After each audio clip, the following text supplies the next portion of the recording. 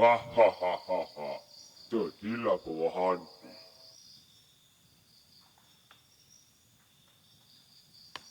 Tangkap Dewi-Dewi untukku. Maka, aku akan mengajarimu. Allahu Akbar Allah.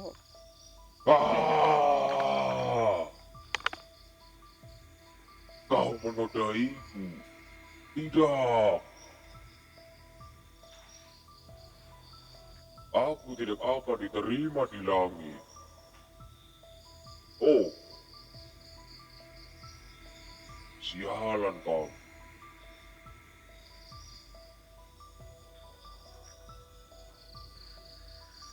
Bagaimanapun juga,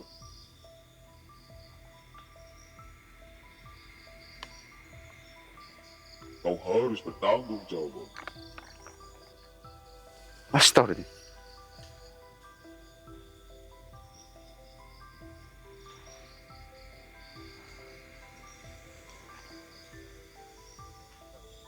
Katanya tidak boleh ke langit ya. Tapi kenapa ke langit?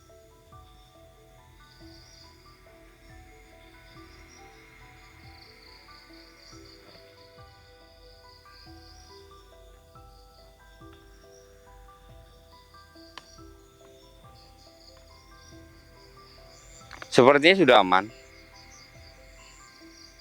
Kau bisa pergi dari sini. Kembalilah ke tempatmu. Aku tidak akan menyentuhmu karena aku manusia fana.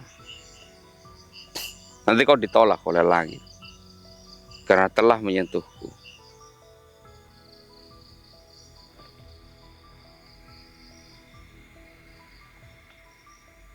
Tidak semua seperti itu. Itu hanya aturan mereka sendiri. Astaga.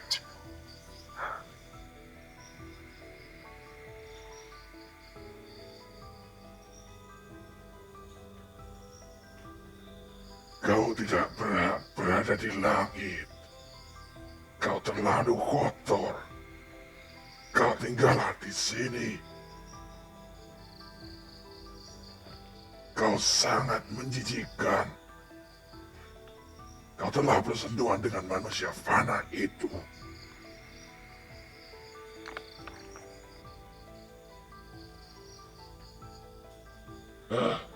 Tidak.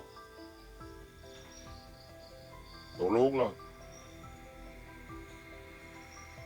Jangan usir aku dari dunia kita. Aku hidup di langit. Aku benci dunia fana ini. Aku begini juga karena mengerjakan tugas.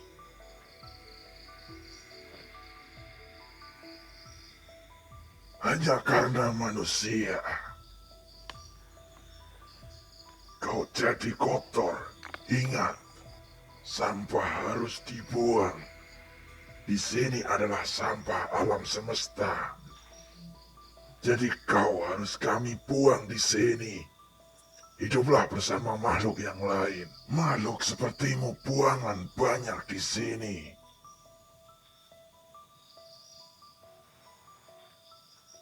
Tidak, tuanku. Aku mohon, tuanku. Tolonglah.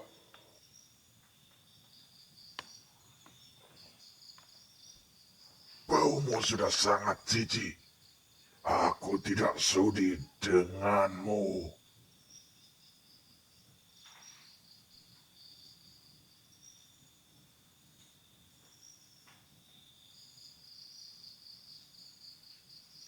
Tuanku, aku berjanji akan membawakan begitu banyak dewi-dewi kepadamu. Beri aku satu kesempatan. Tidak mungkin. Kalau kau menginginkan kesempatan, kesempatanmu adalah hidup dan matimu ada di bumi ini. Tempat pembuangan ini. Harusnya kau tahu. Dulu kala, manusia yang hidup di surga juga dibuang di tempat ini.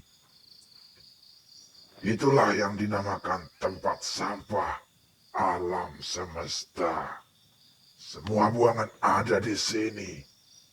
Kenapa di tempat ini begitu banyak sekali makhluk yang berbeda?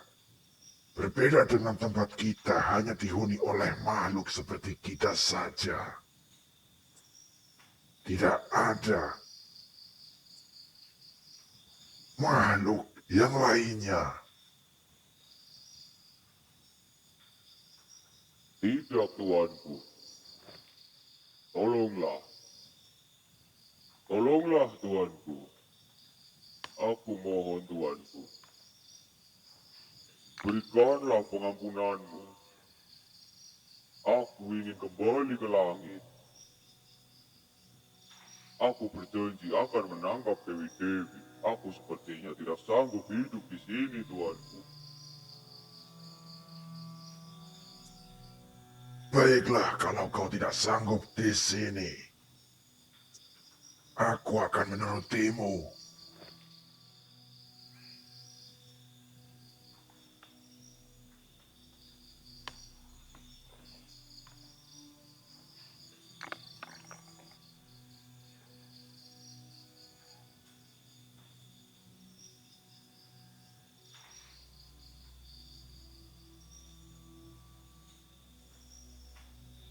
Apakah kau akan membersihkanku, guru? Rasanya begitu nyaman tadi ketika kau menggunakan kekuatanmu.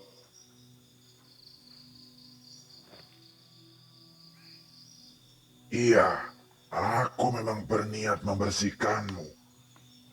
Tenanglah kamu. Bukankah tadi terasa nyaman?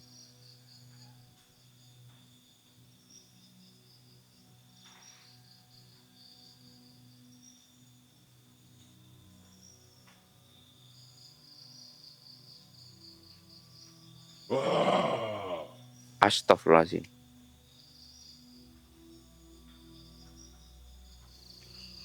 Kau membunuhnya. Astagfirullah.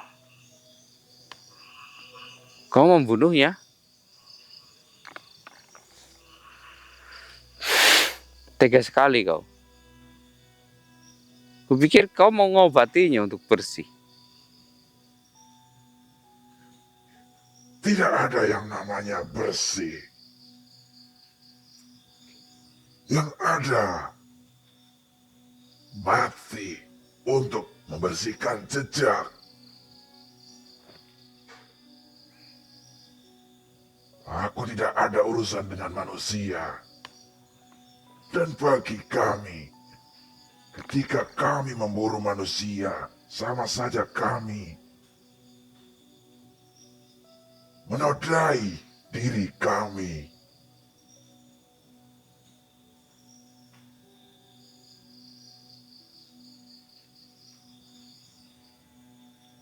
Oh, jadi kau tidak akan mencelakai manusia. Buat apa? Karena ini tidaklah penting. Oke. Jadi kalau begitu kau pergi.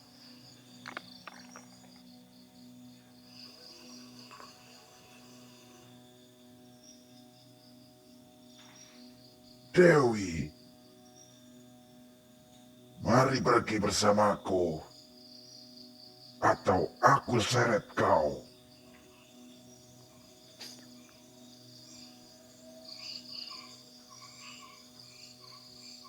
Kau menginginkan Dewi itu. Baik. Dewi, maafkan aku.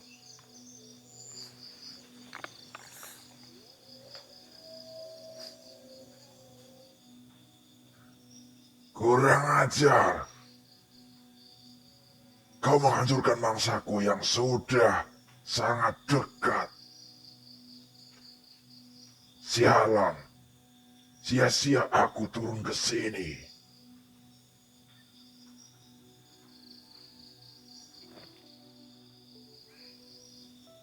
Aku harus mencari yang lain. Allah Akbar.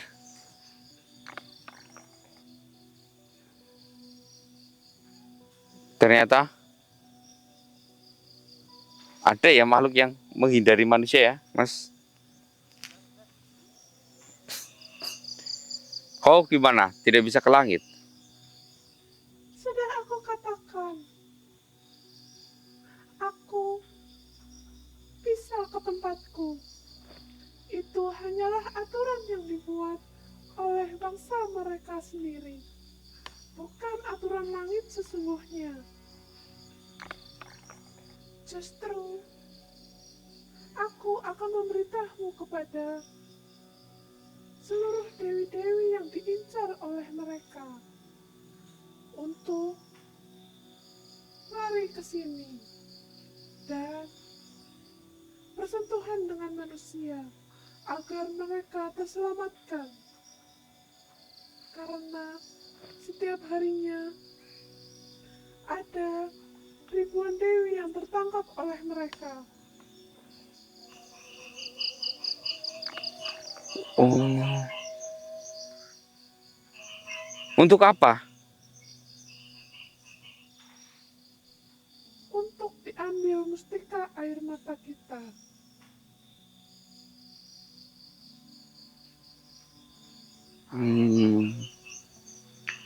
Seperti itu. Tetapi kali ini aku tidak bisa memberikannya kepadamu. Aku minta maaf karena aku masih ingin berada di alam semesta ini. Karena aku hanya tinggal memiliki satu mustika air mata. Kalau aku memberikannya padamu, maka aku akan mati. Tapi kelak ketika kau benar-benar dalam bahaya, aku akan membantumu, menyerahkan hidupku untuk membantumu.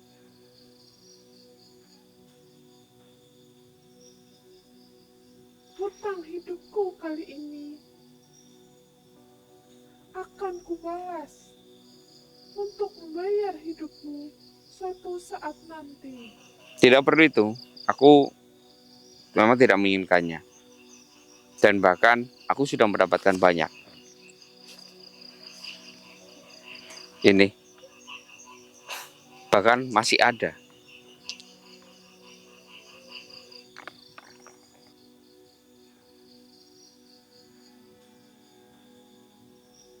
Aku pun pernah mendengar kalau banyak dewi-dewi yang turun dan menyerahkan mustika air mata mereka kepada manusia. Ternyata itu kau. Memang tidak salah. Banyak dewi yang menyerahkan kepada manusia. Seperti kau. Semoga engkau segera bertemu dengan Maharaja agar kau bisa menghancurkannya untuk menata kembali alam semesta ini. Sejak Maharaja mendapatkan trompet sangkakala, alam semesta di luar sana penuh dengan kekacauan. Bahkan kalau diteruskan akan terjadi kiamat. Bentar. Apa hubungannya para makhluk itu dengan raja tersebut? Katanya dia adalah maha dari segala raja. Hubungannya apa? Dan bagaimana mereka malah justru mencarimu?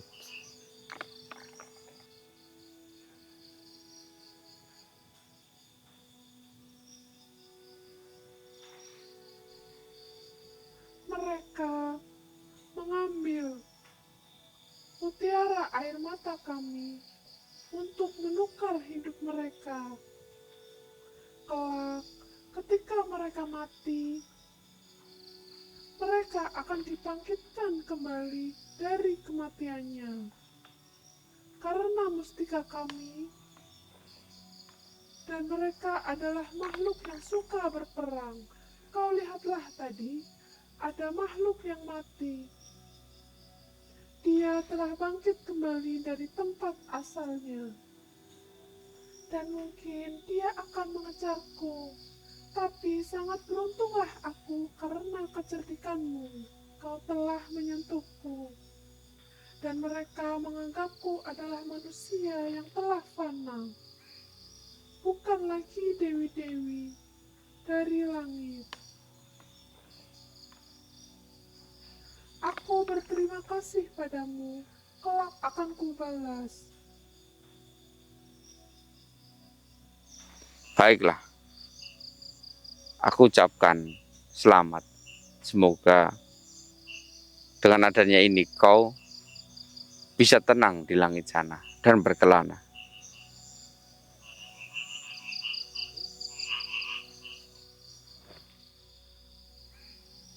Terima kasih. Alhamdulillah.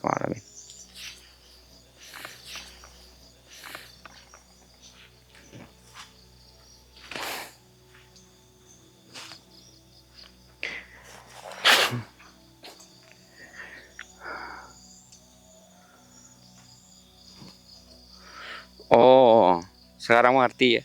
Tadi dengar ucapan kan, ternyata mereka menginginkan kristal air mata ini untuk membuat mereka itu hidup abadi.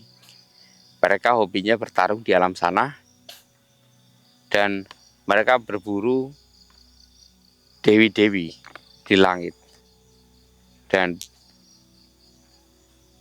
mereka menggunakan ini untuk membangkitkan diri mereka lagi. Jadi mereka bisa bertarung suka hati mereka tanpa merasakan kematian. Karena mereka akan dibangkitkan kembali dengan apa yang mereka miliki seperti ini. Masuk akal juga. Menukar kehidupan.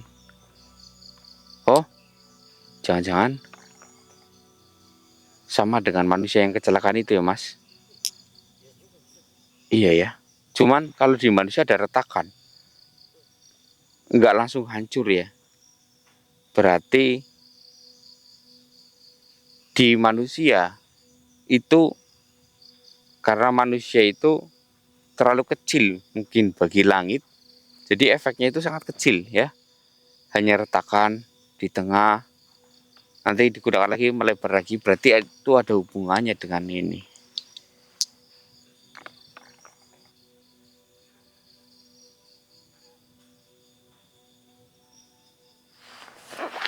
Oke, saya mengerti sekarang. Oke, jadi teman-teman, misiku kali ini adalah mencari satu makhluk ya teman-teman ya. Jadi makhluk itu mampu membawaku ke dunia lain dan makhluk itu bisa membuatku bertemu dengan Maharaja. Jadi kenapa saya harus membawa ini? Ya, karena ketika aku mendapatkan sesuatu yang celaka, itu aku akan selamat teman-teman. Tidak merasakan, oh pantas. Sejak saya memegang ini, Mas Taufik juga rasa takutnya hilang ya Mas Taufik ya? Iya betul Ustaz. Iya kan? Rasa gemetar kita hilang kan? Hilang. Oh jadi itu efeknya sama sekali tidak membuat kita takut toh. Wow, hebat. Hebat. Tapi sayang ya Mas Taufik ya, bentuknya nggak sama ya, selalu berbeda-beda ya. Jadi susah. Ada yang besar, ada yang kecil tapi bulat, ada yang lonjong. Ya karena setiap makhluk berbeda-beda bentuk. Saya mengerti itu. Jadi cara saya menemukan makhluk itu ya dengan cara gini teman-teman. Nanti percaya kita cari gitu teman-teman. Cuman susahnya itu makhluk itu tidak menetap di satu tempat. Tadinya eh kita ke sana dia pergi kayak gitu, kayak dia itu adalah makhluk penjelajah, nggak menetap. Jadi caranya yang untuk bertemu dengan makhluk itu sangat susah. Jadi katanya makhluk itu tidak berbentuk, tapi makhluk itu adalah sebuah cahaya yang bisa menarik kita, gitu teman-teman. Jadi makhluk itu cahaya yang berjalan selalu mengelilingi bumi ini, berputar dan mencari. Nah, bagaimana caranya kita menemukannya nanti kalau ini bercahaya seperti dia ada di dekat kita, gitu. Jadi kayak dia itu bergerak terus mengelilingi bumi kita, bergerak terus. Bisa juga sampai di kayak di tengah laut atau di mana. Yang jelas dia itu ada di sekitar sini. Karena bergeraknya itu tidak sekilat kecepatan cahaya, tapi dia memang bergerak terus, menyusuri. Jadi saya dapat bocoran dari Sang Dewi, cahaya itu tetap bergerak dan terus bergerak meskipun siang hari. Dia terus bergerak. Bahkan dia tidak segan-segan untuk menunjukkan dirinya di siang hari.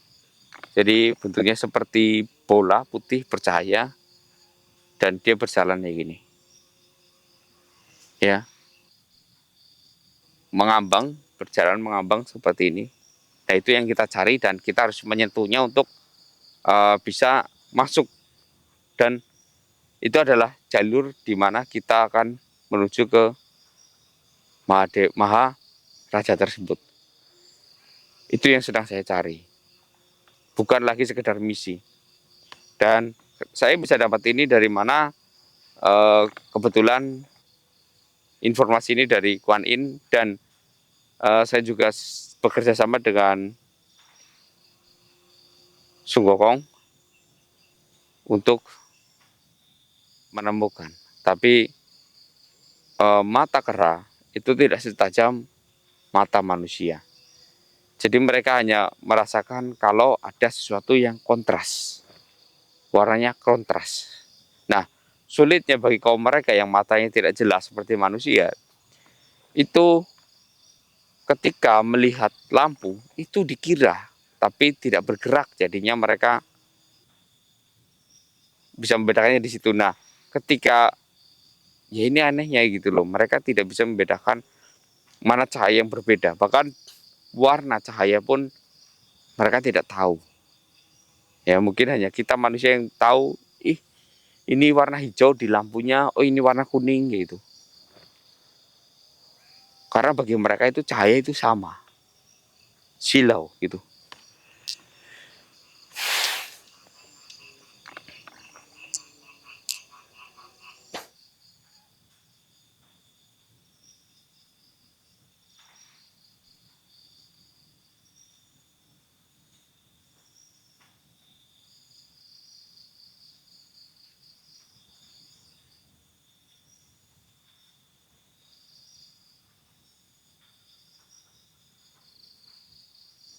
Astagfirullahaladzim, sana. Lihat kan tadi, Mas? Kita ke sana yuk.